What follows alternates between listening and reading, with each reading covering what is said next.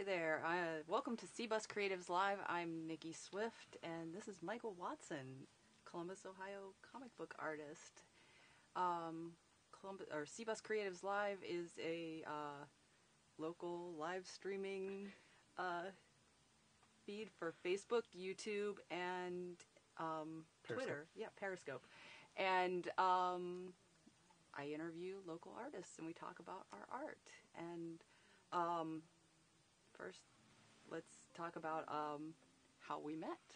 So we met at Ann Fisher, not that long ago, actually. And then we became Facebook friends, and lo and behold, you said something about Nightingale Vixen, and she's kind of my pseudo-adopted sister because her adopted parents are my adopted parents, and so we hang out on the holidays, and so worlds collided right there. So yeah. Oh, that's pretty cool. I love Nightingale Vixen. She is definitely in my top 3 cosplayers. She absolutely kills it every time. I wish I was good making stuff to the degree she is. So I'm going to put a promo in here. You should totally do Vigilance. We actually do have a Vigilance cosplay. Really? Yeah. My friend Kayla portrays her right now. Used to be my friend Maanale, but she moved out to California.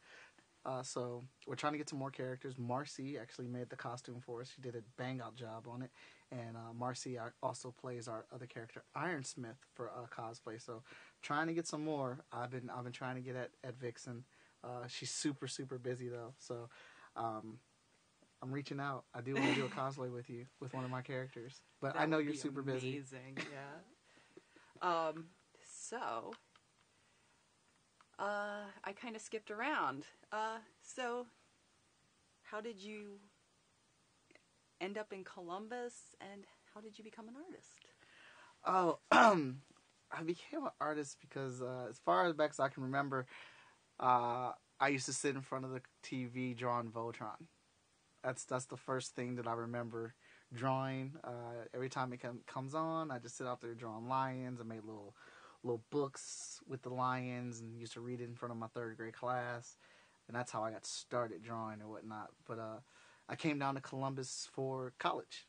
I had 2 schools to choose from, the Rhode Island Institute of Art and the Columbus College of Art and Design.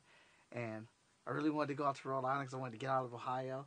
But then I looked at the classes that CCAD was offering, and all I saw was comic book class. I was like, I didn't even fill out my application to Rhode Island. I put all my eggs in one basket and ended up getting a scholarship, luckily. And I came down here for art and been down here since 1999. After about a week down here, I told my mom I ain't never coming back home.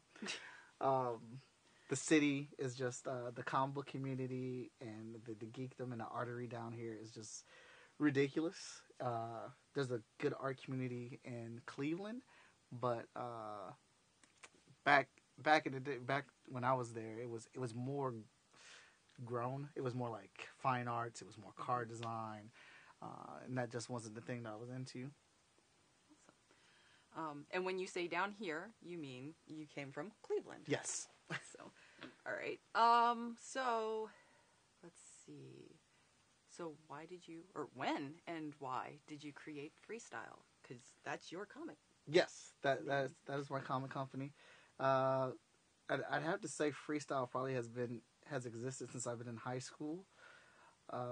My tag name, my little art name was Freestyle King. I went to the Cleveland School of the Arts, and this is no exaggeration. We would carry around our sketchbooks, and we would freestyle battle. Somebody would come up with an idea, and we had to draw it off the top of our heads. I won a lot of those battles, and so I came up with the name FSK, Freestyle King, and I didn't realize that it would later be the name of my comic company. I tried to work for, try to get a job with Marvel Comics by going to comic book conventions, and back then, when Marvel and DC was at the shows, you had to stand in line 3-4 hours before someone would look at your portfolio. And I did that like 5 or 6 times. Each time, Marvel telling me, "You're really good, but you need to fix this." Okay, I see you fixed this, but now you need to work on this. All right, you're forgetting about this. And finally, I did all that stuff. Came in, and I just knew they weren't going to tell me no. Like, I have done every single thing you've asked for. Just have my paperwork ready for my job. Gave him my portfolio, and looked at it. He was flipping through it, giving me the head nods. Not saying anything, just going, I'm like, all right, let me just put my hand in my pocket, pull out the cell phone, put it on speed dial, let my mom know I'm about to be working for Marvel, and it's going to be all good. And he closed my book and said, hey, let me pull you in the back. I'm like, got it. I got the job. And I get back there, and he looks through it again. He said, man, you're a really good artist, good storyteller, good anatomy, but your style's really urban, and that's not a style we're looking for at Marvel Comics. And I was kind of like just like taken aback and frozen. Didn't really know what to say to that. But I'm thinking in my head, like, because I make black people look black and my Latino people look Latin, and I draw Chinese people look Chinese. Like, what do you mean urban? Like, but it wasn't to boot. And so after that situation, I said, you know what? I'm gonna make Marvel Comics come to me. I'm gonna make my own comic books. I'm gonna start my own comic book company. And at the time, it was MJW, which is my acronym, which is my initials, and stood for Michael J. Watson Comics. And the more and more I look at it, I was like, that is so lame. That is really, really lame. And I have to give a shout out to my friend Danny Chappelle. I was talking to him, and I was like, man, I need a name for my comic company. I can't come up with one. I just can't come up with something I like. And he just sucked his teeth and was like, really, Mike? Really? What was your name in high school? You practically had it airbrushed on every shirt you wore. And I was like, Freestyle King. Yeah, Mike, Freestyle King. What are comic books? Comic books are freestyle art. So I was like, I dropped the phone. I was like, Freestyle Comics. Oh my God, are you serious? Why have I not thought about this? I've been walking around with that name for like 4 years, and I never thought of it. And then Freestyle Comics were born, and that's when I started making that's when I pushed that narrative. And who's on your shirt? Oh yeah, there's Hot Shot right there on my shirt. And that's your first character, right? Yeah, he is the flagship character for Freestyle Comics. Awesome. And how many volumes? Is volumes correct? It'd be issues. Issues. Okay. See, I'm completely. You're right. Because we've gone through a couple relaunches, so technically this would be the third installment or whatnot. But we're up to 10 issues of Hot Shot, 0 through 9, and we publish at FSK 4 other titles, and we are working on a new title called the Zero Event. Awesome. Yes, because I was reading through, and I kept reading about Zero Event, and I want to know about this. I want to know what happened. So I'm looking forward to that. Yeah, you're gonna get your chance. It's such a big story and such a big event for Freestyle that I've been in talks, and we got Victor Dandridge returning to write it. The last issue that Vic wrote was issue 6 of Hot Shot, and he's been doing his own thing to a lot of his own success, running his own imprint and doing a lot of stuff for Wizard World. But I was able to talk to him, and we've come to an accord. He's writing Zero Event. It's a 3-issue miniseries, and it's really cool to have him back working on this stuff, because it's all the stuff that kind of got us started when we were writing, he wrote issue 1 of Hot Shot, and all the way through, and coming up with these ideas and all our meetings and just vibing off each other. And he'll just call me randomly or text me and say, what do you think about this? And I'm like, that's incredible. So we're going to run with that. So I'm super excited about what he's going to be doing with the Zero Event. And it's going to answer a lot of questions. Like you said, we talk about the Zero Event a lot in those Hot Shot books. The Zero Event is something that Victor brought to the table. So I'm extra excited because he's gotten to walk away, do all this other cool stuff. And now he's like, hey, I get to come back and I get to really tell that story. I get to flesh the rest of that out. Awesome. I'm looking forward to it. All right, so I got to the credit page, and comic books aren't just one person, and I'm completely ignorant to comic books Mm-hmm. here, so this is interesting for me. And so I see you fill multiple roles in different comics in the freestyle universe. Mm-hmm. So what list some of the roles that you have? Well, on the comic books, I am the editor-in-chief on all of the books. I write a couple of the books. I'm the lead artist at FSK, so I draw one of the books, the flagship book, Hotshot. I'm also the creative editor. I pretty much say this is the narrative, this is what I need. The characters have to start here, and I need to get them here, fill in that part of how we get there. Promoter for Freestyle Comics, event organizer. Danny Cooper is one of my editors, and he is pretty wickedly amazing. I wouldn't be able to handle all the editing duties without him, but we work together closely a lot. And then I have Veronica Smith also, who is an associate editor with us, and I'm trying to learn how to pass on some of the responsibility. And but they help me out a ton doing the books or whatnot.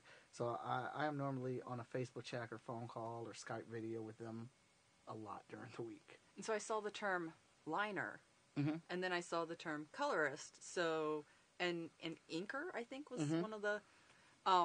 So yeah, you don't do everything. No. So like you have the writer who writes the book, which example Victor Danish wrote a lot of the books. Carrie Kelly wrote some of Hotshot. Micah Cox wrote Vigilance. Luke Herr wrote Heroes International. I write Emerald Quest. Vic's gonna be writing the Zero Event, and then the Cipher. I took some that's like some of the stuff I first started writing, but a lot of my interns at CCAD work on that book. Then you have, I kind of like have two different positions here. So you have a penciler, who's the person who draws the book. And then you have the inkers, the person who inks the book. They add the blacks, they add the depth and dimensions to it with the black ink. You could do that traditionally, or you could do that digitally. Then you have your colorist, aka Veronica Smith, who's also our lead colorist at Freestyle Comics, adding all those powerful, wonderful colors to the books. Then you have the letterer, which exclusively we have Danny Cooper as a letterer for FSK. He handles all of the lettering duties. And then you have your editors. Editors read over the script, look over the art, look over the colors, and all that stuff to make sure everything's in line, make sure we're not missing any plot holes, making sure everything makes sense, make sure that if the clothing on this arm is tore on page 3, it's still tore on page 5. Just make sure everything's in continuity. And then you have, lately, there are artists that do their inking and their pencil work. So I call them line artists because they do the inking and pencils, which is very super time, saves a lot of time when making a book, when you can find somebody that can do both of those things at once. Okay. And do you do both, just not always? Or? I can do both, but I can be the first one to admit that I'm not as strong as I want to be with inking. I've always worked on being a penciler, and my the gauntlet, as I call them, my 3 closest friends who are my brothers, and they keep telling me you just need to ink your own stuff, and I'm like, I don't want to. It takes too long. So, but you know, I can do it in a pinch. I don't like to do it, whatever, but I prefer pencils. Just I put a lot of work into pencils, so I kind of like, once I get done with something, I don't want to see it anymore. I want to pass it on to somebody else. And then on some it says your post. What is post-production? That is putting the books together, making the panels, correcting any panels if they're crooked or straight, making sure the pages all fit aligned, putting the book together to make it print ready, and cleaning it up so it has a professional look to it. Awesome. Okay. Do we have any questions, Matt? Or all right, I'm probably. All your followers probably understand this, and I'm probably the one that's making it complex. All right, so, and we kind of talked about this over dinner, so if you don't want to actually discuss this. We don't have to, but you have multiple storylines in the same universe. But there was one that stood out to me as completely different, and I cannot. It's Emerald Quest. Yes. Emerald Quest is our fantasy magic book. If you like X-Men, Game of Thrones, and Lord of the Rings, that is Emerald Quest. It is connected to the Hot Shot books. We just have not revealed that connection yet. But it is definitely within those books. And it's a book about a young girl who happens to be the youngest general in a military, in our Queen's military. And she just happens to be the kingdom's best fighter as well. And no one knows why or how she has this power, but she has worked her way up to being this general. And we are going to explore who she is and where she comes from and things like that. And she's going to be faced with a lot of challenges. Awesome. And you have one complete issue of that. The second issue is done, but we are going back and making some tweaks on a few of the pages. With the timeline that we have, it allowed us to take a moment and say, hey, could we punch this up? And, we made that decision like, yeah, let's work on these last few pages or whatnot, make them stronger so we put out the best possible product. Awesome. And where around town can you find your comic books? Or where, if you can't find them around town, where can you get them? Oh, well, Laughing Ogre carries some of our titles. Pack Rat, Capital City, Comic Town. I feel like I'm forgetting one. And I just said them all upstairs. But if you can't get them at a local shop, or you can always ask your comic shop to carry those books. Hey, can you put this book on my pull list from Freestyle Comics? We love it when people do that. But you can get them online at shortfusemediagroup.com or through the Freestyle Comics Facebook page. Awesome. All right. I threw all my questions. Well, no, not really. I mean, we talked about beforehand. We talked about Hot Shot and how it is a Columbus-based superhero storyline, and is everyone in that universe Columbus-based, or are they all from around different? Yeah. Hot Shot does take place in Columbus for sure. It is it's where a lot of stuff does happen, but Vigilance, for instance, which is our other title, one of our other titles, she's kind of all over the place. She is the strongest character in our world, so she is the aka Superman for the Freestyle Comics verse or whatnot. So she is more of a worldly hero. So she goes wherever danger deems that she needs to be at. And she handles like the big issues, like big things or whatnot. Our other title is Heroes International, and in issue 3 and 4, we're actually the first issue takes place in Columbus, Ohio, but second issue takes place in space, which was kind of crazy for that issue to jump right off of that. But we are actually going to be giving them a new city. We just haven't figured it out yet. We don't know what city we are, but we're going to put them more into the center of the United States or whatnot. And but they won't be in Columbus. We want to spread it out. A lot of stuff happens with Hot Shot in Columbus, so we figured that's enough. Didn't want to overdo it. We don't want to be. I don't want to have everything happening in New York City, because New York would be a smear on the map with all the things that happen there within comic books or whatnot. Emerald Quest is obviously a fantasy book. It definitely takes place on a completely different planet. Cypher does take place in Columbus, depending on the heroes. Cypher is more of a party mix book, so we will randomly put characters that we think that we haven't had a lot of time to focus on, or we'll use that book to introduce new characters, and we'll have things happening in that book, just like an 11-page story featuring them. Like right now, the feature story is The Basement of Doom, which does take place in Columbus, Ohio. It's about 2 podcasters who fight monsters and demons and then lock them in their basement of doom. And then we have another story called The Wolf. She's a bounty hunter, ex-cop. She got fired from the police force, but now she hunts down extras, and that's what we call people with superpowers in the Hot Shot verse. She hunts them down if they're not registered or if they're causing troubles and things like that. So she kind of gets around different places in the United States and things like that. So. Okay.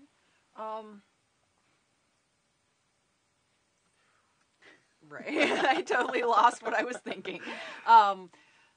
Let's see. So do any of your since you are from Cleveland, do any of your characters ever end up in Cleveland?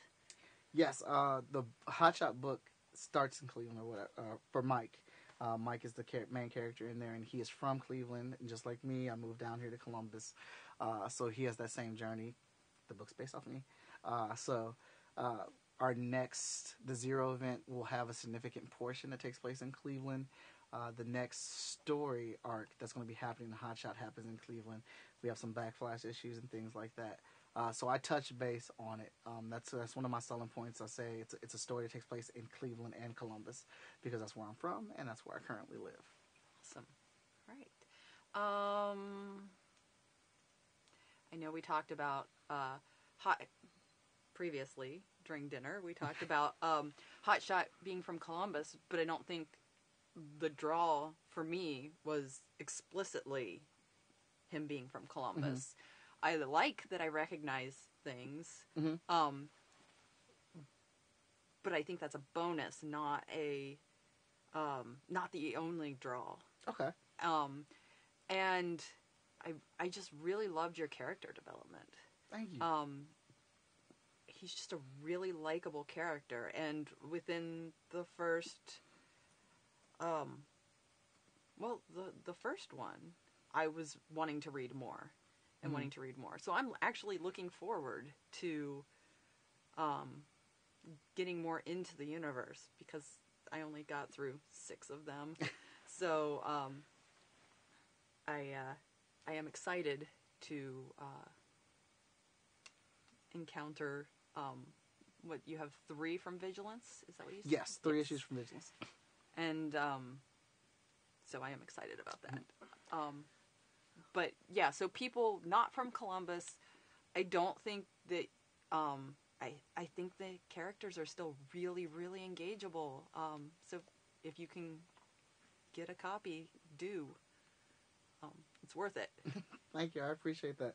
A lot of that goes to the credit of my creative teams, and like I said, Vic wrote the first 6.5 issues, so he put a lot of work in building up those characters and getting where they are. So got to give a lot of credit to him on that. He's an excellent writer.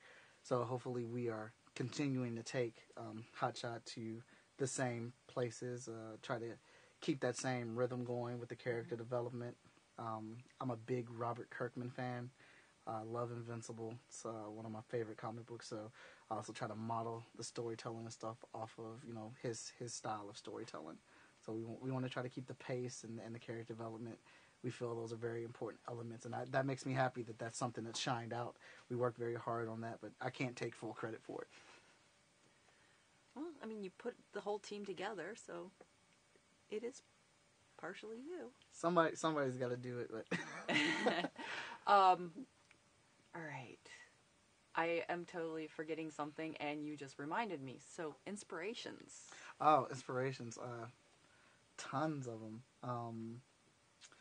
And for the actual Hotshot book, he's inspired by 4 characters: Invincible from Image Comics, Wolverine from Marvel, Spider-Man from Marvel, and Naruto from it's a manga. And awesome. Those characters have a lot of qualities and points that I enjoy in my characters. Wolverine, because he's just, I mean, I love Wolverine to death. He's the character that got me into comic books, and he's just like this short, stocky dude that like really has the crappiest powers on the X-Men. I mean, he's just got knives coming out of his hands, and he's got a healing factor. But I loved it because like everyone was getting their butts kicked, and Wolverine kept getting up. He keeps getting up. He never goes down. He has this whole like honor thing and honor code and big brother mentality or whatnot. And I just dug it. I immediately gravitated towards him and adopted his personality because I was a little guy and I got picked on a lot and stuff. So I like to put some of that in Hotshot. Spider-Man, because Spider-Man is the everyman. We get to see his life we get to experience comic books through him, and he's got regular problems. He's got troubles with his relationship. He's got bills. He's on the process of getting evicted. Not dropping out of school, but having trouble getting homework in. Always showing up late to work. He's got regular issues that he has to deal with on top of being a superhero. And I think somebody with faults and things that you can relate to get you behind the character more so than a so-called perfect character. Naruto, I just love the narrative of Naruto over the whole like 714 issues. That never say die attitude, and pushing through. Like Naruto has values, like really really strong principles and values, and I like that a lot about him. And the fact with the Naruto series is that when a decision's made, that that's it. You get to see this character go from A to Z. And that's kind of like a cosign with Invincible, which just finished about a week ago with this last issue. Number one is the storytelling. I love how Robert Kirkman told that story so very much. And there's consequences in the book of Invincible.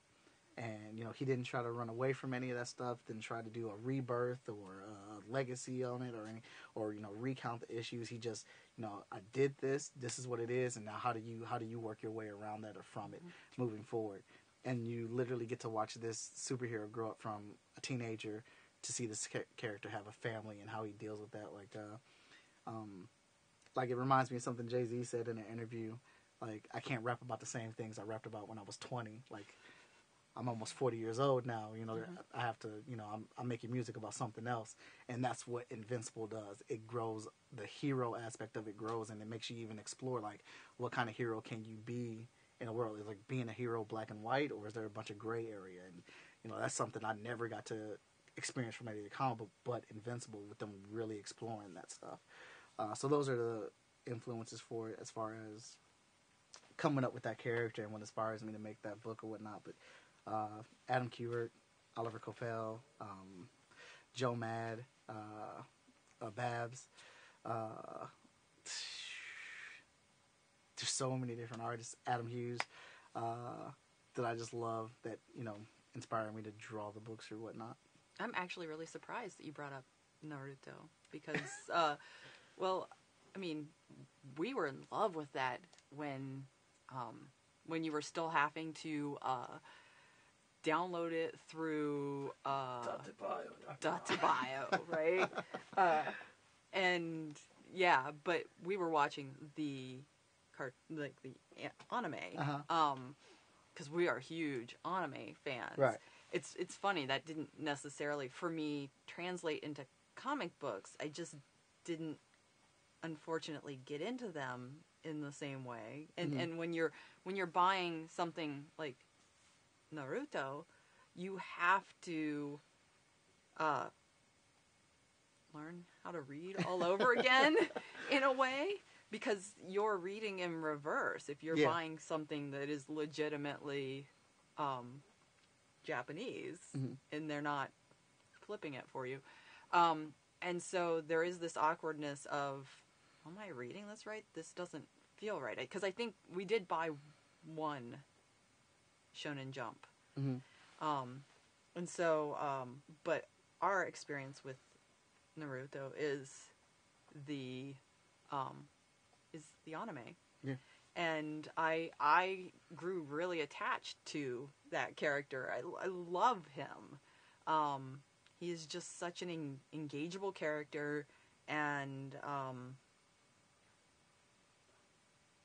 he's motivational for everyone around him. Like, not only can I do this, and he's a little cocky, but not only can I do this, and you're telling me I can't, but you can do this thing that you can't do. Like, and he raises everyone up with him. He does. And, okay, do we have a question? Yeah. So, actually, Steve McInturf, I hope I'm pronouncing that right, Steve.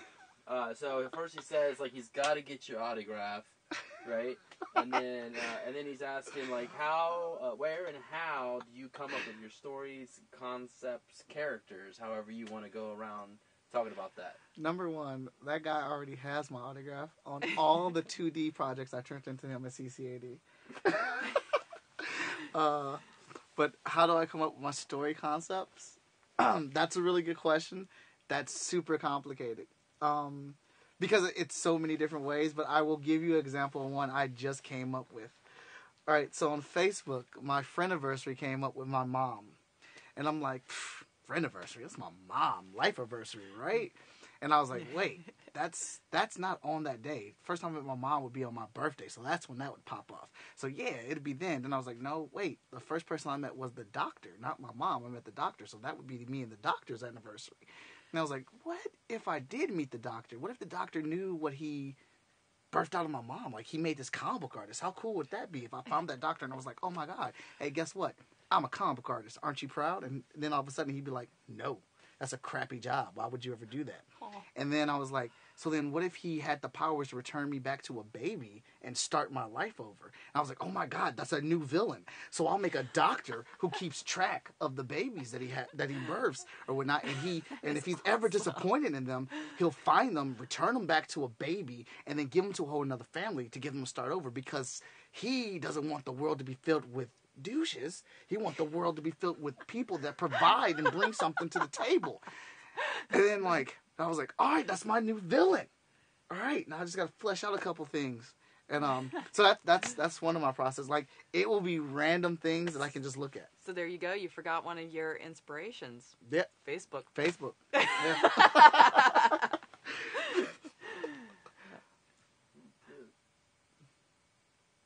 Anything else? Any other comments? Okay. Thanks, Turf. Oh, that's awesome. All right. And we have not talked about your live Facebook. Oh, yeah. I have a little show called Dear Creatives. It talks about, I like to sit on there on Wednesdays at 8:45 on my Facebook Live page. Just talking about whatever I have going on in comic books. I decided this year to do it every Wednesday and focus on whatever I have going on, the week-to-week process of getting ready for a convention, making these books. So when I do the show, I normally spend the first 10 minutes talking about the previous week, what's going on in Freestyle Comics, where the books are, where are we at in our stories, where are we at in the process of making the books. And then I'll pick a topic each week to focus on. Generally, it'll probably be something that I have going on or coming up. But then I also open it up for any questions that you want to ask, because I like to think that I took the hard road to making comic books, which graduates into the longer way around to doing it. And I would prefer if other people did not have to go the route that I did. So if I can give you some tips or share my experience and it helps you make a better choice than I did, that's what I like to use the show for. Awesome. And you stream that to your personal Facebook and Freestyle Comics. Yes. So you can find it at either. Yep. Mm-hmm. And through Facebook. Mm-hmm. And so what's going on with Freestyle right now? Oh, what's not going on with Freestyle right now? We are in a foundation process of our books. So the new issues. We'll be doing another Kickstarter at the end of March or the beginning of April. And that's pretty much already laid out. We just haven't announced what it is yet. We're saving that as a surprise. But that's pretty much all ready to go when we launch it. And right now we are in full process of Heroes International 4 and Vigilance number 4. We're still in... Well, Heroes, we're in the script process. Right now that's being written by Ethan Murphy. And we're about 85% there. Ethan and I and editor Danny are still we're chopping it up about that last 15%, trying to figure out where we're at on the same page. Ethan and I have a very good working relationship where normally we're on the phone for 2 hours or 3 hours and we figure out the whole story. So the last 15% always ends up being my part where I'm like, all right, but we need to connect it to the rest of the verse, because remember, we're making a book that exists with 5 other books or whatnot, which generally isn't too hard.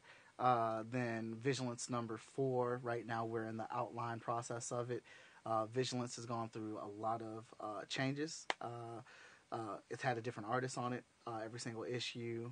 We have a different writer from the first 2 issues. Micah Cox wrote the first one. Alvin Ball is writing the next 2. And Vigilance is super intertwined with Hotshot and what's going on there. So that's what makes that a more difficult writing process, where I plan on taking those characters. So it's trying to get the narrative that we want our writer to want a writer to feel free to have that narrative, but then also trying to be inclusive of, all right, but like we have a lot of stuff that's going on with Hotshot and Vigilance, so we have to make sure those things line up. So that's where we're at right now on the outline process. I actually just got the outline, his version of the outline from him, so we're going through that and taking notes on it right now. Hotshot, the new issue of Hotshot is scripts already done, layouts are already done. I'm stuck personally on the character design, so I'm starting my pages or whatnot, but there's a certain character I'm not happy with the design yet, so I'm still trying to nail that down. Emerald Quest, the number 2 issue is done. Like I said, we're trying to tweak those last 6 pages. The number 3 issue is completely written, and the layouts for that issue is completely done, but we put the brakes on that so we can fix those 6 pages in issue 2. Cypher is being put on right now by my intern, Mallory, who is working on The Wolf, and we have a couple different writers writing that book, and we're trying to figure out the art teams that we're going to put on there, because I only have one intern this year, and I can't make her do all 3 books for it. That won't work. And then... So you're a kind intern, kind to your interns. Well, CCAD gives out a lot of work. Yeah. You know, they give out a lot. And then the Zero event, we are finishing up the outline on that, and that has been a hefty process, and not in a bad way, like probably in one of the best ways, because now it's caused us to have to go back and like really, really flesh out the timeline for Hotshot. So between text messages, Facebook chats, and phone calls with Victor, you know, all these ideas keep coming or bouncing back and forth. And he's like, did you ever think about this? What would happen if this happened? But what if we put this here at this date? How would that affect the rest of this? And I'm like, oh my God, shut up. You can't give me enough ideas here. And it's just like trying to put all that into a cohesive timeline, because I want him to be able to have as much information as he can to do this story, because this story happens in the past. And it's going to really, really have a lot of weight on what we do with the future of the books. But we will be at Cleveland Wizard World Cleveland this weekend. I'll be a featured guest there, and you know, I have the newest issues of the books. I got some new prints. I got some print deals. I'll be doing some commissions down there. I also have a couple panels, and Cleveland's my hometown, so I can't wait to get up there.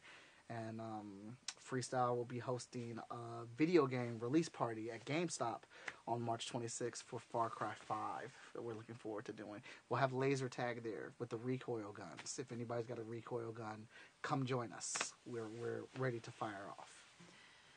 And so you said you're going to be on panels at? Yes. Do you know what the... Well, I'll have a panel Friday at 6, I believe. I'm not too sure what time, but it definitely is on. Yeah, it's 6 to 6:45, and I'll be doing how to promote yourself before, during, and after a comic book convention, promoting yourself online and things like that. Have a nice little PowerPoint presentation that I'll be doing, and then on Sunday I'll be in another panel that I believe is at 11, where I'll be on there with about 3 other people talking about this craziness that we call indie comics. Awesome. Very awesome. And you go to other cons, correct? Yes, I have a whole slew of them. Several Wizard World shows that I'll be attending this year. If anybody wants to know any of the events that we're going to, you can go to the Freestyle Comics Facebook page, and our event section has all of them lined up, and we keep that pretty up to date. Cool. Do we have any questions, comments, anything? You're over there typing away like mad. I just add links. Got a sample of the Dear Creative show. Got links to like the 2 websites and the Facebook page. Oh man, so you guys are running an efficient ship here, man. This is great. I marked down specifically your inspirations and have the character titles. So I might need to talk to you guys about producing my show. I'm liking this. All right. So I don't know. Are there any questions you have, Matt, or anything that you think I've missed? I mean, so we could move on to some other topics about superheroes, and I mean, because we met in a different way. So we met through, being on Ann Fisher together, talking about superheroes in general, and kind of what's going on in the superhero world, how it's been shooken up, and I felt like there were some topics there we didn't get to fully flesh out. Like there were a couple. At the very end, we got to the part where we were like, you could be a female Doctor Who. Why is everybody so crazy about this, right? And so, like, I mean, if I feel you guys should talk about that a little bit, right? Mm-hmm. What's going on in the superhero world, just general.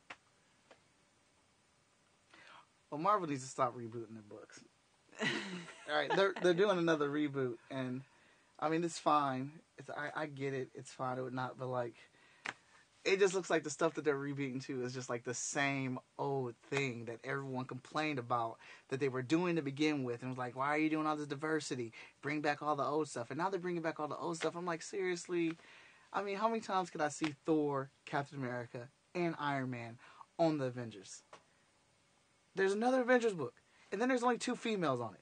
It really just kind of makes me upset. There's only 2 females, and there's like 6 guys. Mm-hmm. That's annoying. But we had like, so where's Miss Marvel? Where's Miles? Where's I guess they're killing Lady Thor. It's just annoying. It bothers me because I did the Black Panther panel, and everyone was complaining about, or like the general consensus was, you're tired of Marvel doing all this stuff. They're not doing diversity because diversity is the right thing to do. They're doing diversity because they want to make money. I don't care. They're a company. They are a business. They want to make money. I don't care why Marvel Comics is giving me diversity. What I care about is that they are giving me diversity. Mm-hmm. And if that diversity, the books that they're giving me suck, then all right, bring out some more books that don't suck. Let's work on it. Let's figure out how to make these books better or whatnot. But I can tell you right now, when I told my daughter, her name is Logan, she's named after Wolverine. Yes, I named my daughter Logan. That's a good girl name, though. Yeah, with permission from my wife. We made sure that was all cool. But she, she digs Wolverine. And in part, she may dig Wolverine because I like comic books and stuff. But when I told her there was a girl Wolverine, she got so excited. And it's little things like that where people don't realize how much, like, you think... I don't know what people think. But that little bit of representation matters. My wife got me all the Black Panther toys for our anniversary.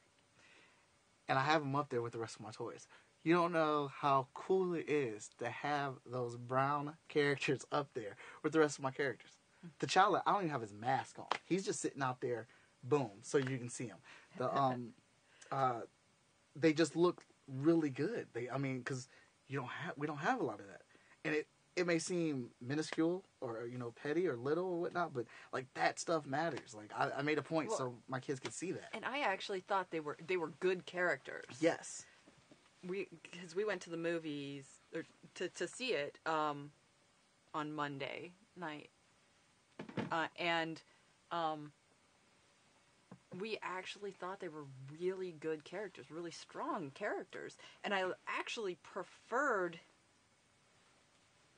And I will not remember what the guard, the female guards. The Dora.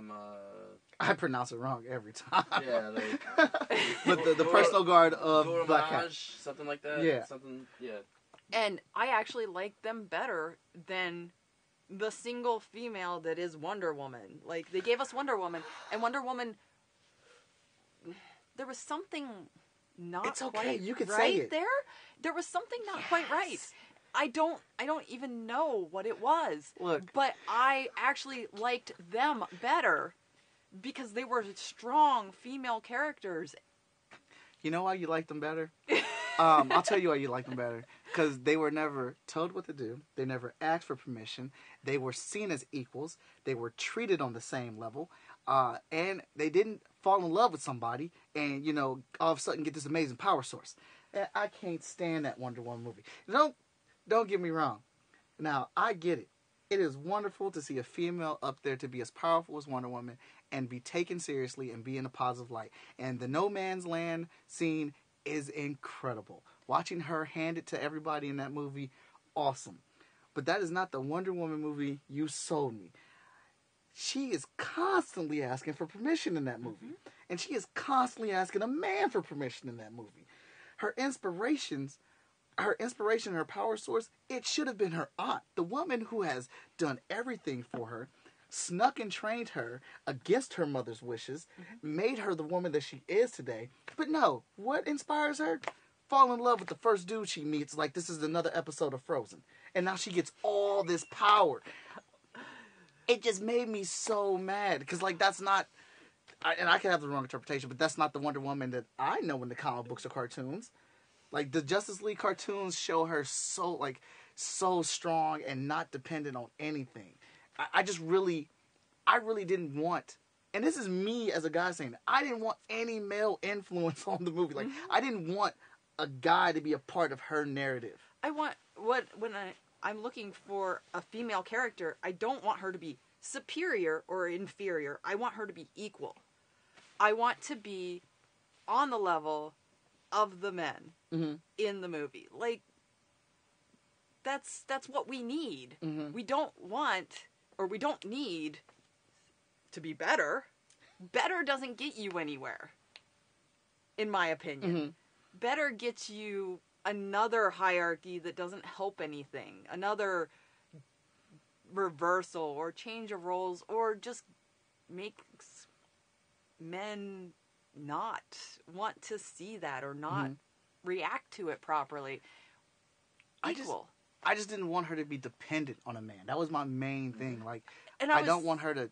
Yeah. I don't want her to seek permission. Because like even when they did it in the cartoons or comics, when she came over here, and for her to be as well versed in books the way that they said she was just like lost in all of it. And like Wonder Woman is not lost in all of it. Like she may ask questions about it, but she's still there. Like she's not like some little kid that you have to guide around with your hand or whatnot. Yeah. I just didn't. My main thing was I didn't want her to be dependent on any man.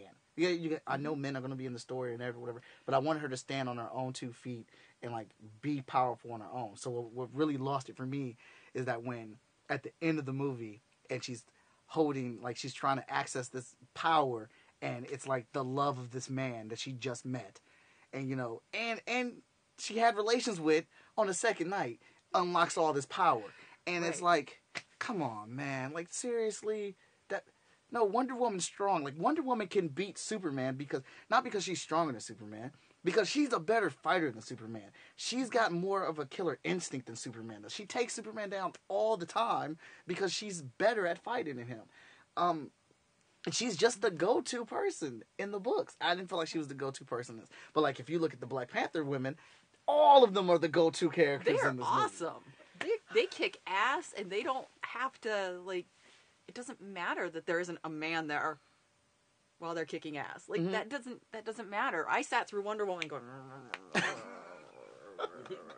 the whole time. Everybody hated me. I was not feeling well when we watched it, but yeah, it was grumbly. Well, it's just like the last scene, and he's like, semi spoiler. He was like, "You're gonna choose the country over me," and she's like, Yeah. In a heartbeat. And I'm like, I love you, but you tripping right now. Exactly. Like, get yourself together.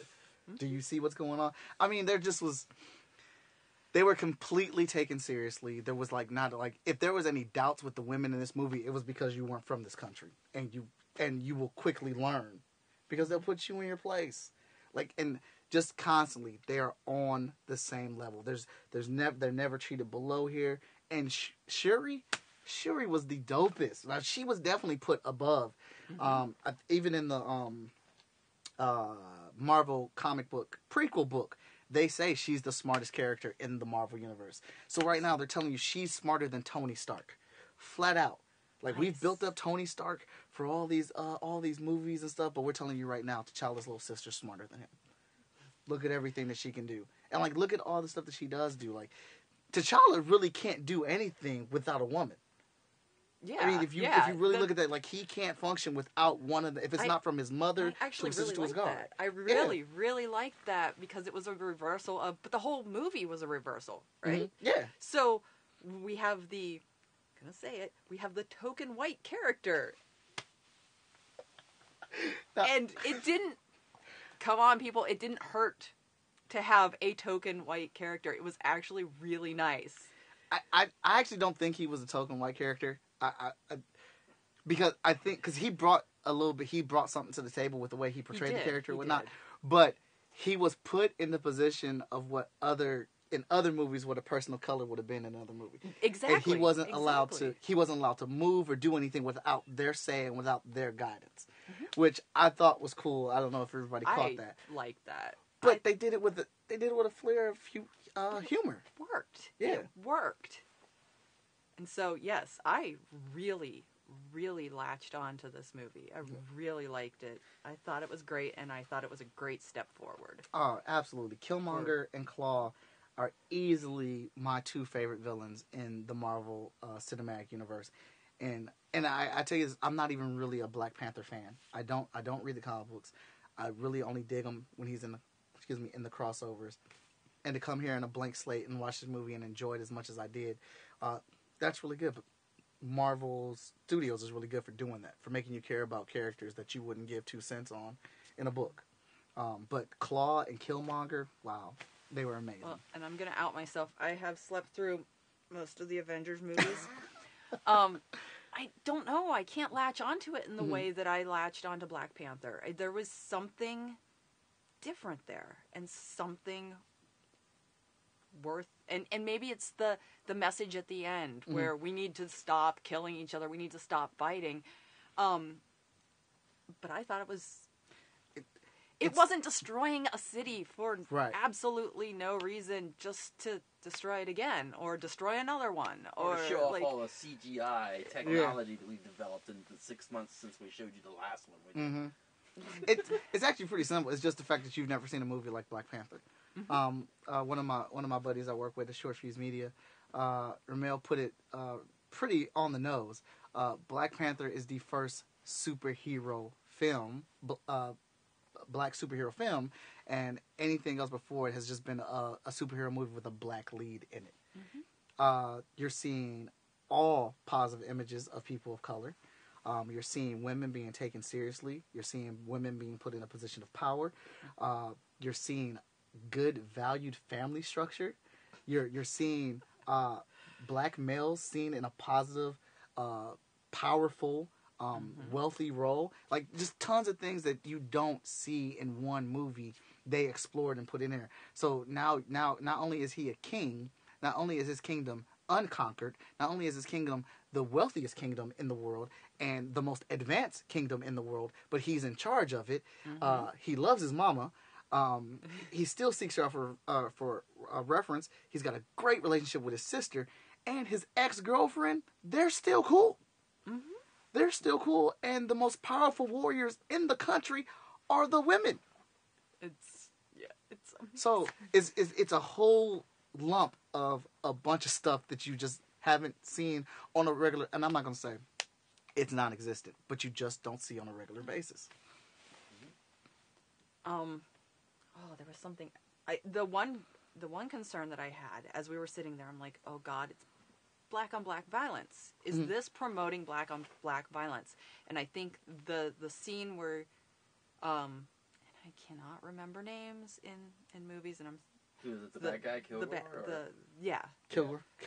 Killmonger. Yeah. So when he dies, I think it redeems that. It's not.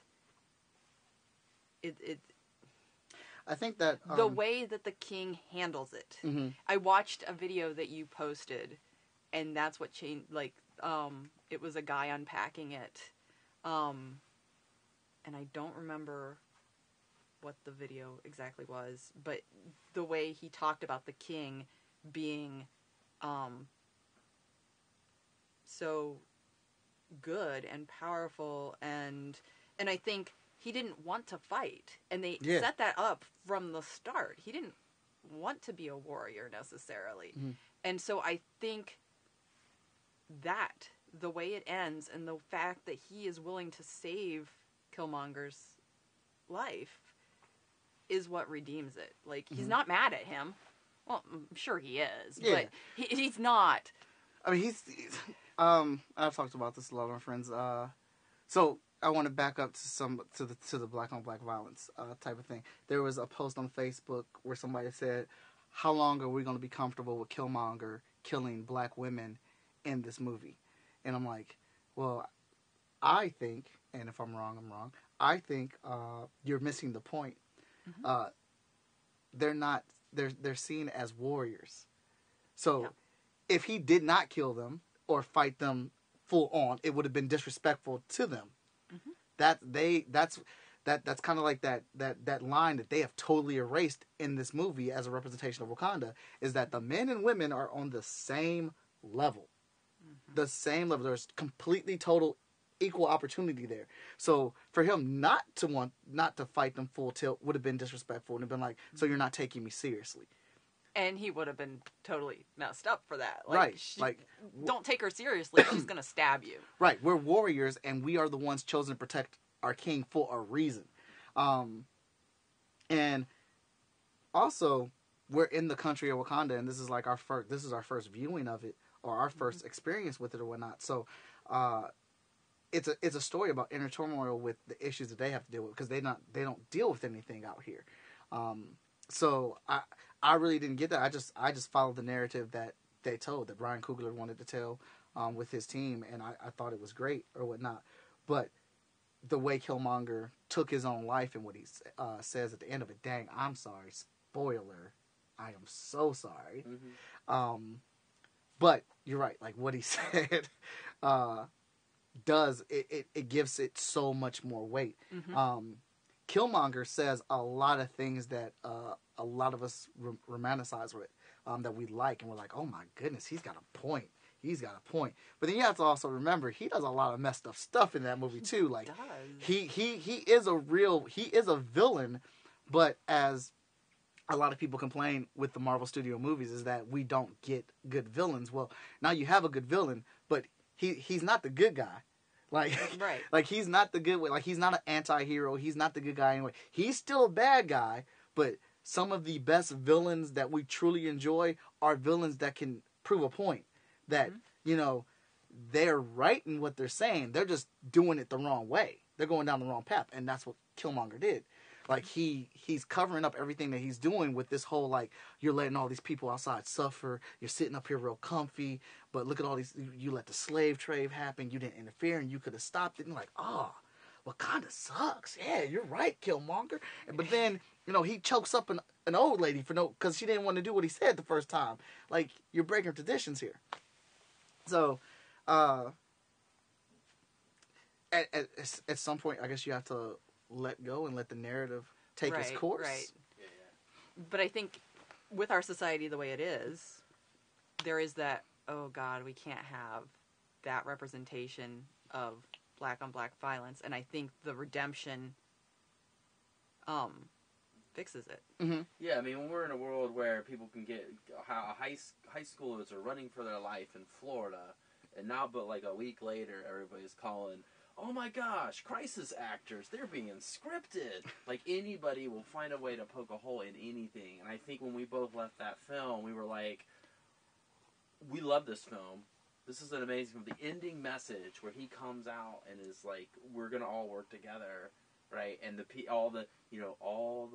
basically, mostly white guys sitting there saying, well, what do you got to offer? Mm-hmm. Right, and then that's the movie. I was like, oh, that's amazing. Yeah, like, this is an amazing message. It completely redeemed any thoughts that I had. I was worried about when I was watching the end of it, but I was like, the people who are gonna wanna poke at this movie, they're going to say, oh, look, these tribes, they can't even get along within themselves. They're going to fight at each other. They just turn on each other to drop at a hat when somebody new comes along. Like, there are arguments that someone could very easily make and just ignore parts of the film.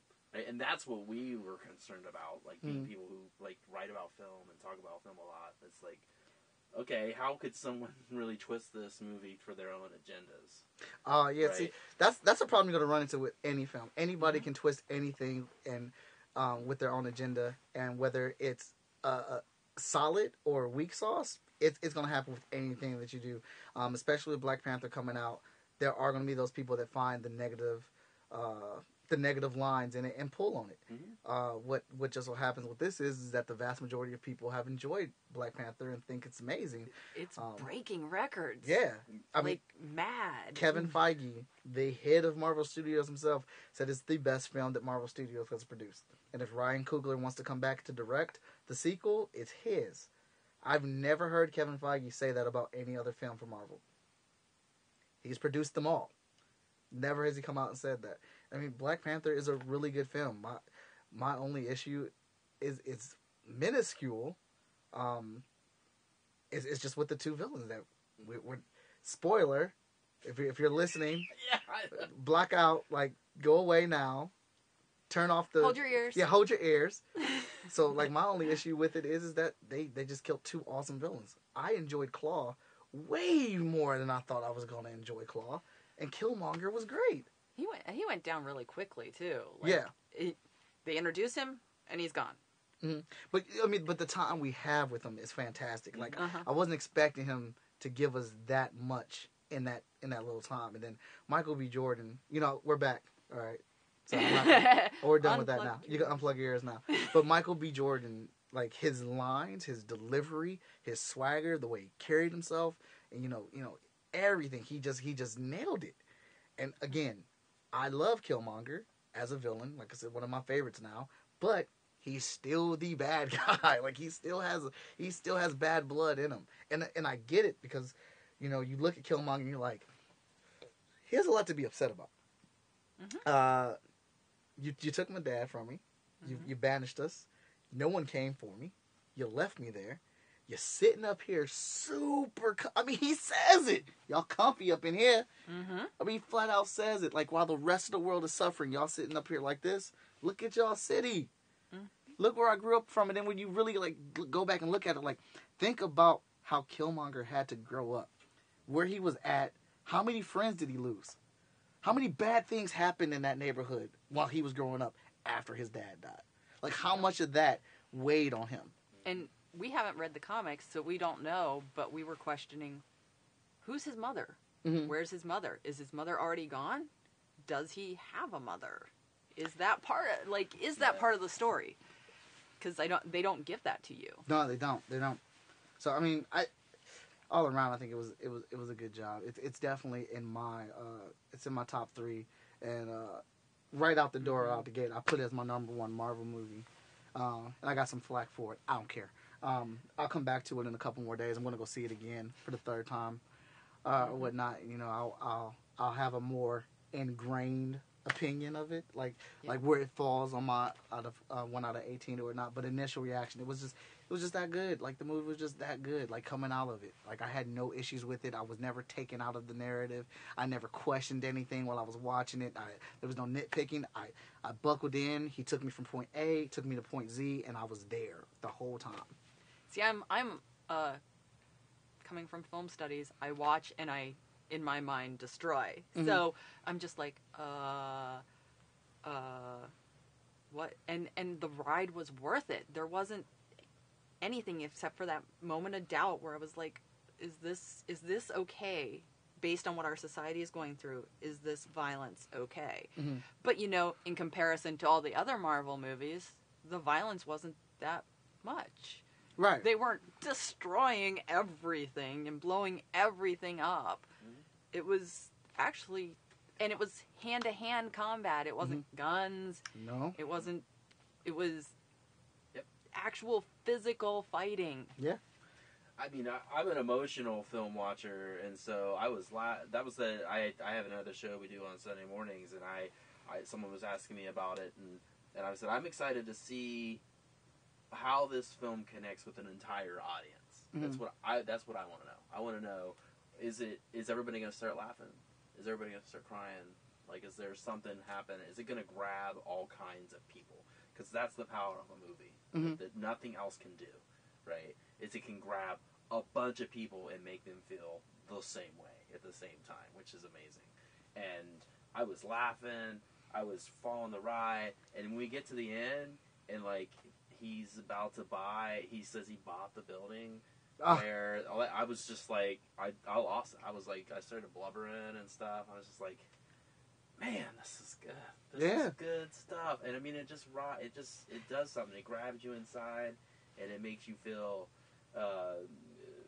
like there's some hope when, like, right now, hope feels like it's on short supply. Yeah, I feel like I feel like a lot of the creatives that are coming up now are like our age and stuff, and it's like they've experienced the things that like I've experienced. So now they're getting in positions to do things. And like I even noticed, like, it's not as like serious as that, but like I kind of even noticed that in some of like the toys that are being made by independents and things like that. Like when I'm getting these toys, I'm like, oh my, I would this is how I would make a toy. This is how I want my toy to be. Like, this is what I thought I wanted as a toy, like when I was a kid, or like collecting toys now. I complain about certain things, and then I realize, oh wait, somebody my age is making this toy now. So like they had the same grievances that I did when I was a kid, and now they're like, oh, that's not going to happen. Or I'm changing it. But you know, Ryan Coogler is like a super intelligent dude. Like he has a whole breakdown for like 8 minutes where he takes us on, I forget where the link came from, but he takes us through a whole scene that he directed. He walked us through the whole thing, everything, and it's just like the way he executes and the things that he thinks about, like just even like the little nuances of the scene. Like I pronounce her name wrong, Nakia. Her dress, the green dress that she had on in that casino scene, well, that's the Wakandan alphabet printed all on her dress. And that dress was 3D printed. And it's just like, just little things like that they just threw up over there. The colors they chose to put on the 3 characters in that scene. And so, I mean, man, the movie is excellent. Okay. Do we have a question? So we just have a shout out. So Carmen says, hi, Dad, from what is it, Mila? Mila? It's my daughter. Mila? Yeah, sorry about that. No, it's fine. So there's a shout out. Is that your wife? Carmen's my wife, and Mila's my one of my daughters. Yeah. So hi Mila, hi AJ, hi Logan, hi Miles.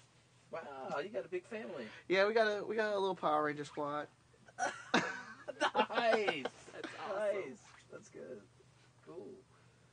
All right. You got any other? What? Anything else you want to talk about, or any other paths you want to go down? I don't know. No, I think got all that. Like, I try to get into a lot of Facebook fights, and when I say Facebook fights, I mean discussions. I like having discussions on Facebook. I look for people that are having challenging conversations. I try to add a different perspective. I know I've been talking to my buddy Ramel about conventions. Excuse me. I got the convention coming up and trying to get ready for all that stuff. And I know there's a whole big thing with, you know, a lot of people don't like not a lot of people. Some people don't like the Wizard World shows, which I understand everyone's experience with a Wizard World show is different. Mine personally has been very, very good, but maybe take into account what type of arena you're going to. There are different types of conventions. There are different type of cons. There are different type of events, and you need to prepare yourself for each one of them. A Wizard World show is not like a small show, and you know, if you're going to a comic book convention that's charging $5 or $10 to get in, versus a Wizard World show where the ticket price to get in on Saturday is $50, well, you're paying that $50 in because you're getting a bigger audience with the Wizard World show. You're getting a much bigger audience than you would at a $5 or $10 show.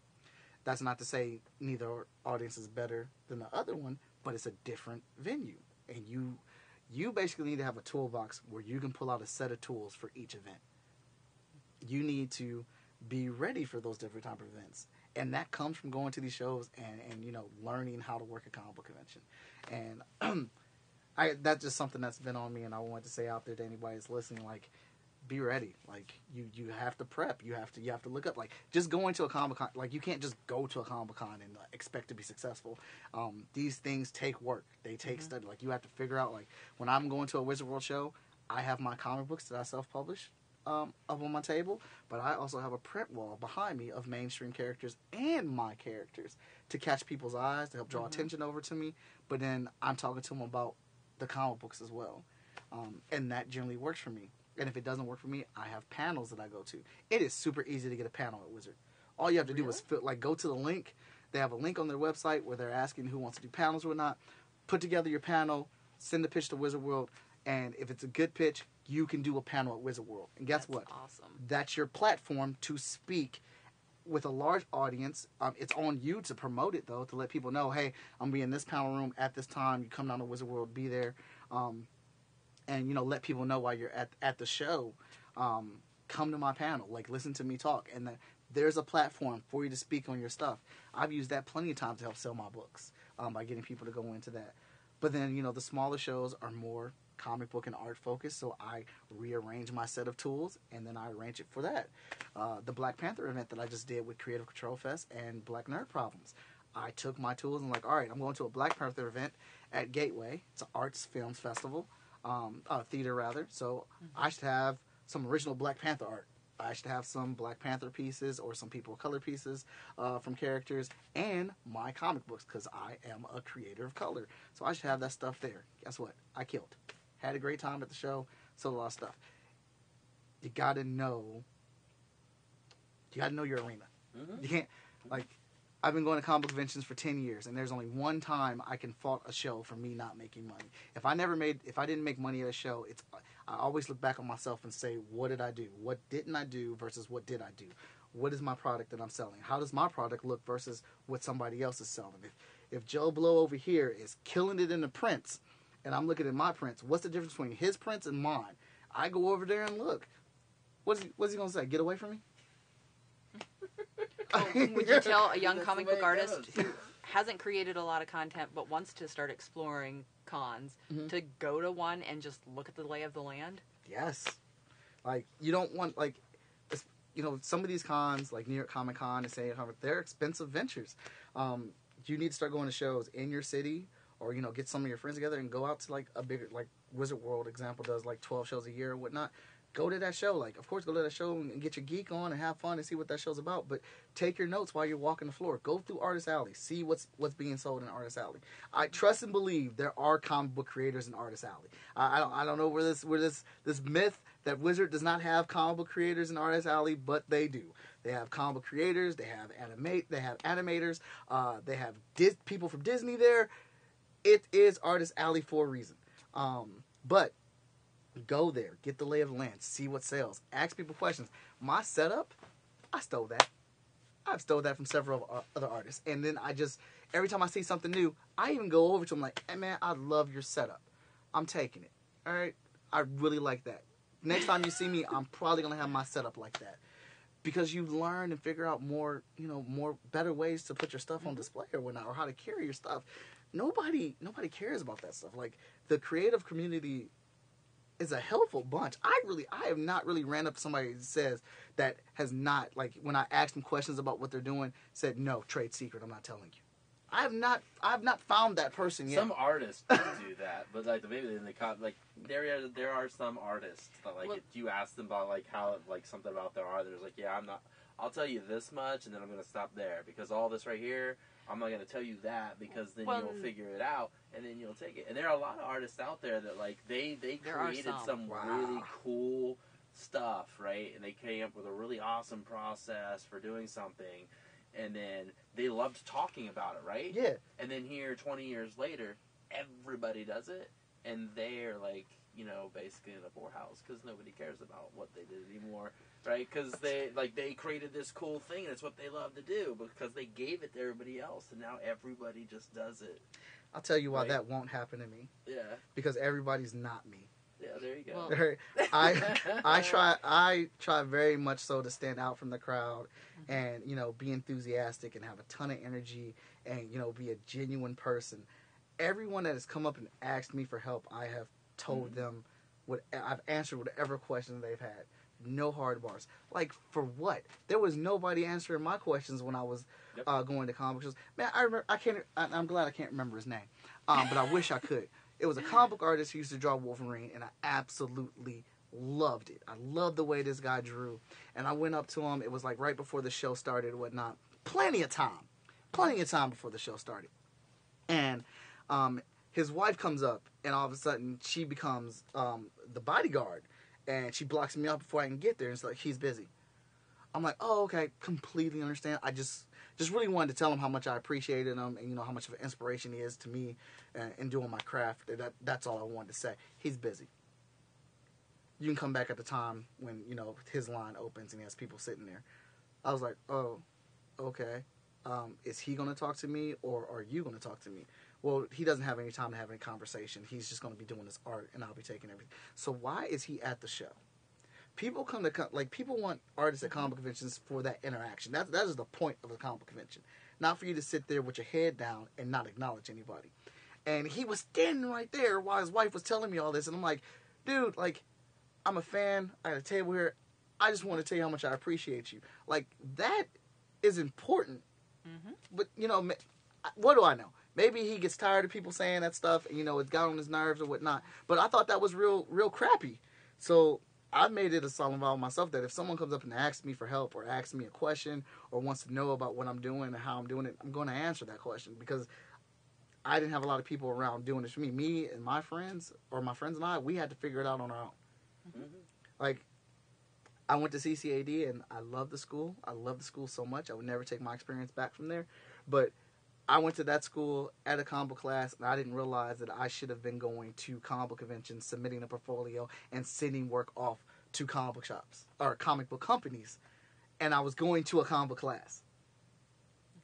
I feel like a lot of college does that, where, like, even OSU, when we were there,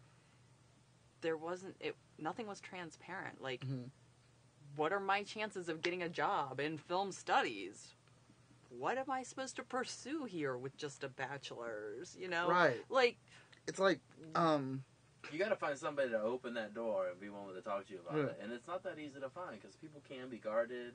They do have to worry about, like, their own careers and stuff like that. And they had to fight hard, so they don't want to just hand that to somebody else, right? Yeah, that needs to stop.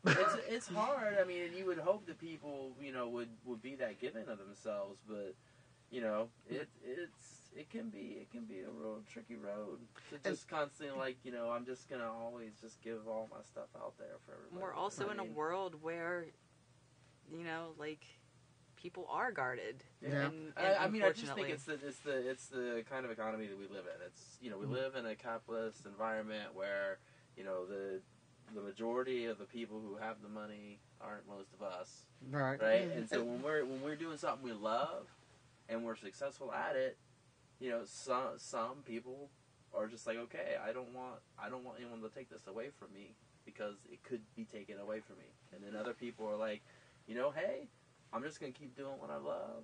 Right. And that's cool, right? And you just got, you know, you got those two sets of people, and hopefully, you know, people find that other side. They find those people who are just like, hey, I love what I'm doing. I'm going to spread the wealth and open that door for them. And you don't always find them, but hopefully... we kind of believe in that. We kind of believe in the spread the wealth. Yeah. All ships rise. Like, right, and I don't want to take any credit away from my school, because like I said, I love it or whatever, but I don't think they were that ingrained in the comic books back then when I was doing it. They had the class, so to me it was like, oh my goodness, we're opening up doors for comic books and taking them seriously, because I've never seen anything like that. But it was in that new stage. Like now, comic books is a major at CCAD. Yeah. They're putting out regular anthologies. They're part of comic book conventions, sending their kids out to comic book conventions and stuff like that. So it's a process, and you have to get there. And like they're obviously getting there. They just weren't at that point with me when I went there. Yeah. But it doesn't take away anything that I did learn there, because I learned a ton of stuff there or whatnot. But that guarded mentality is annoying. Yeah. I mean, we're in the same boat, because we came from OSU, and we were in film when film was first starting there. Like, we actually graduated the term before the program I now work for became official. Mm-hmm. And it was super cool, because they invited Nikki back to come and project films for this big celebration. But, like, you know, the people there weren't as connected. The group wasn't as big, and so then there wasn't a lot of push in labor put forward towards, you know, finding people jobs and internships, stuff like that. Now, like, I basically meet with anywhere from 4 to 12 students a week, and I always have to ask them at the end, it's like, I hope that was helpful. Mm-hmm. And they're just like, oh my gosh, I didn't even think of this stuff. This was really helpful. And it's just because I'm saying it 12 times a week now. Trying to open these doors and show, look how easy it is to find an internship if you just, like, know the right kind of research strategies.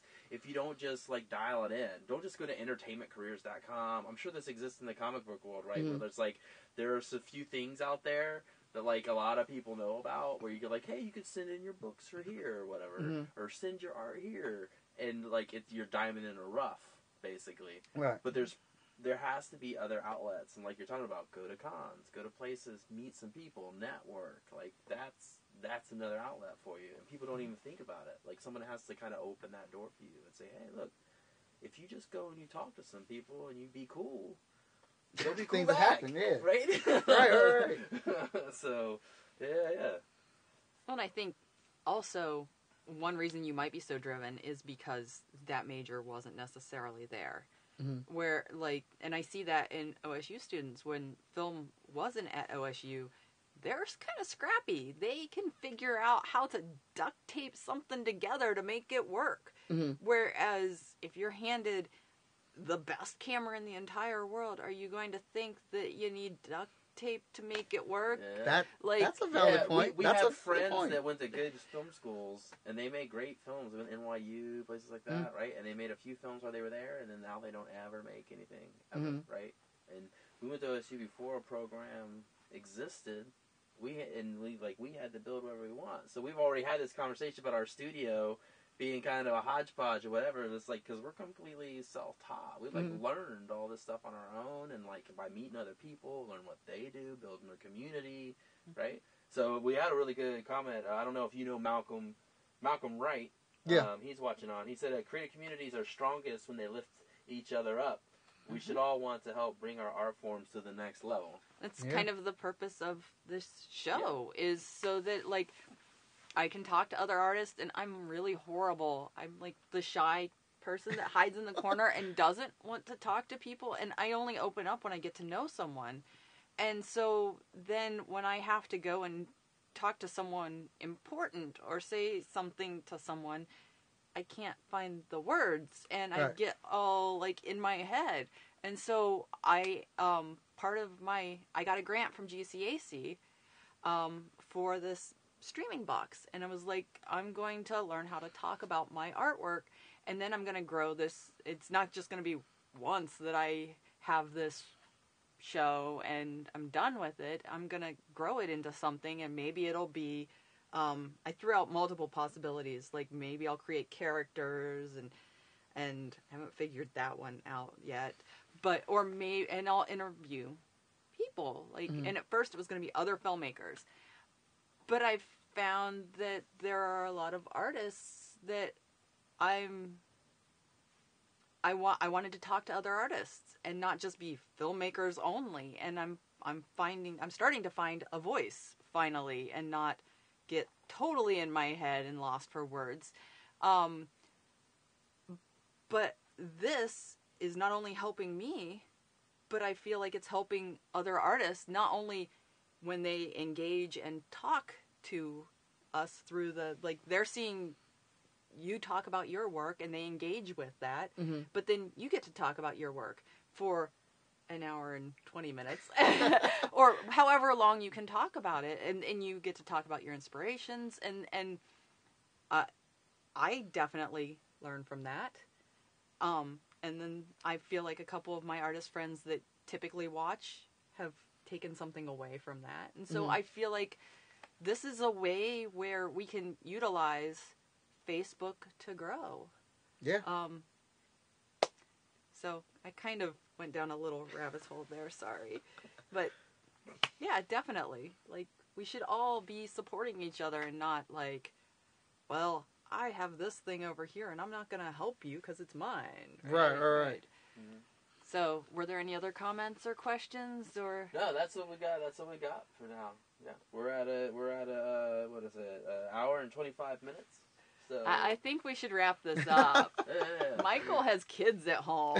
We're gonna tuck some people in. Yeah. So next show is going to be March 11th, and it's going to be Ilia Labazetta.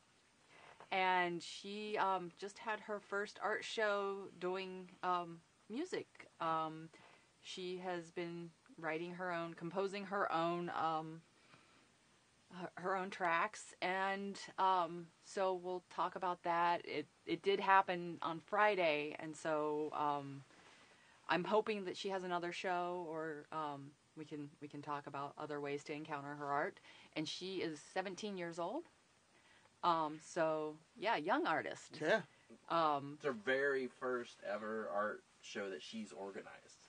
Yep. So it'll be cool to talk about that. And then the call for CMAR, it ends April 6th, Columbus Moving Image Art Review, where we show local filmmakers, Central Ohio filmmakers, quarterly.